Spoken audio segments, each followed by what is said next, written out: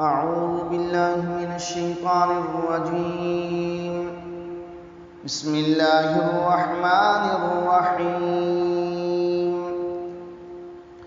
يا أيها الذين آمنوا اتقوا الله وكونوا مع الصادقين. ما كان لأهل المدينة ومن حولهم من الأعراب أن يتخلفوا عن رسول الله ولا يرغبوا بأنفسهم عن نفسه، ذلك بأنهم لا يصيبهم ظمأ ولا نصب ولا مخمصة في سبيل الله ولا يطعون موطئا يغيظ الكفار ولا ينالون من عدو نيلا إلا كتب لهم به عمل صالح، إن الله لا يضيع أجر المحسنين. ولا ينفقون نفقة صغيرة ولا كبيرة ولا يقطعون واديا إلا كتب لهم ليجزيهم الله أحسن ما كانوا يعملون. وما كان المؤمنون لينفروا كافة، فلولا نفر من كل فرقة منهم طائفة ليتفقهوا في الدين ولينذروا قومهم إذا رجعوا إليهم لعلهم يحذرون. يا أيها الذين آمنوا قاتلوا الذين يلونكم من الكفار وليجدوا فيكم غلظة واعلموا أن الله مع المتقين. وإذا ما أنزلت سورة فمنهم من يقول أيكم زادته هذه إيمانا، فأما الذين آمنوا فزادتهم إيمانا وهم يستبشرون، وأما الذين في قلوبهم مرض فزادتهم رجسا إلى رجسهم وماتوا وهم كافرون. أولا يرون أنهم يفتنون في كل عام مرة أو مرتين ثم لا يتوبون ولا هم يذكرون.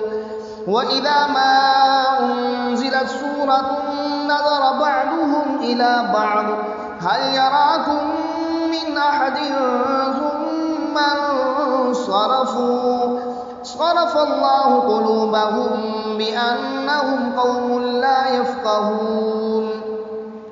لقد جاءكم رسول من أنفسكم عزيز عليه ما عنتم حريص عليكم بالمؤمنين رؤوف رحيم.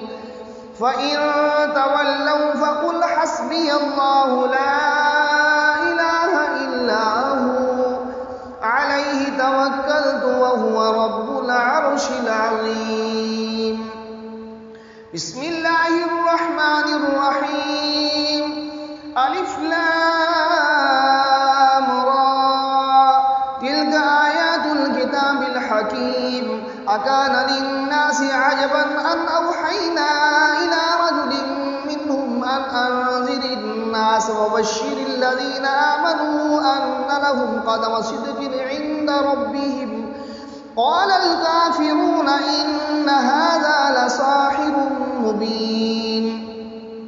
إن ربكم الله الذي خلق السماوات والأرض في 6 أيام ثم استوى على العرش يدبر الأمر ما من شفيع إلا من بعد إذنه ذلكم الله ربكم فاعبدوه أفلا تذكرون. إليه مرجعكم جميعا وعد الله حقا إنه يبدأ الخلق ثم يعيده ليجزي الذين آمنوا وعملوا الصالحات بالقسط، والذين كفروا لهم شراب من حميم وعذاب أليم بما كانوا يكفرون. هو الذي جعل الشمس ضياء والقمر نورا وقدره منازل لتعلموا عدد السنين والحساب ما خلق الله ذلك إلا بالحق يفصل الآيات لقوم يعلمون إن في اختلاف الليل والنهار وما خلق الله في السماوات والأرض لآيات لقوم يتقون إن الذين لا يرجون لقاءنا ورضوا بالحياة الدنيا واطمأنوا بها والذين هم عن آياتنا غافلون أولئك مأواهم النار بما كانوا يكسبون إن الذين آمنوا وعملوا الصالحات يهديهم ربهم بإيمانهم تجري من تحتهم الأنهار في جنات النعيم دعواهم فيها سبحانك اللهم وتحيتهم فيها سلام وآخر دعواهم أن الحمد لله رب العالمين.